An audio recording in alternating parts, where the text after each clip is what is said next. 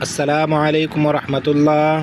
اشاعت دین YouTube channel میں آپ کا استقبال اور خیر مقدم ہے۔ آج کا دینی پیغام حضرت ہود علیہ السلام کی تاریخ۔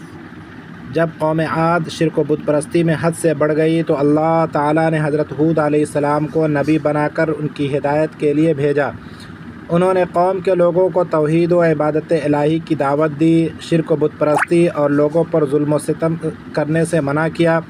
قوم نے ان کی نصیحت قبول کرنے کے بجائے جھٹلانا شروع کر دیا۔ حضرت ہود علیہ السلام نے انہیں اللہ تعالیٰ کے عذاب سے ڈرایا تو وہ لوگ مذاق اڑاتے ہوئے کہنے لگے، اگر تم اپنی دعوت میں سچے ہو تو ہمارے پاس عذاب لے کر آؤ۔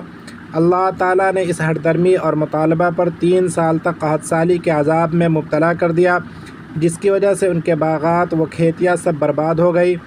اتنی بڑی تباہی سے عبرت حاصل کرنے کے بجائے اس بدبخت قوم کی بغاوت و سرکشی اور زیادہ بڑھ گئی۔ آخر دوبارہ اللہ تعالیٰ کا عذاب بھڑک اٹھا اور 1 ہفتہ تک چلنے والی طوفانی ہواؤں نے ان کا نام و نشان مٹا کر رکھ دیا۔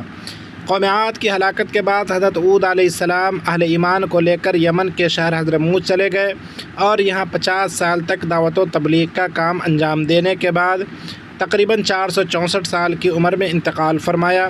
اسی طرح کی مزید علمی معلوماتی ویڈیوز کے لیے چینل کو لائک، شیئر اور سبسکرائب کریں۔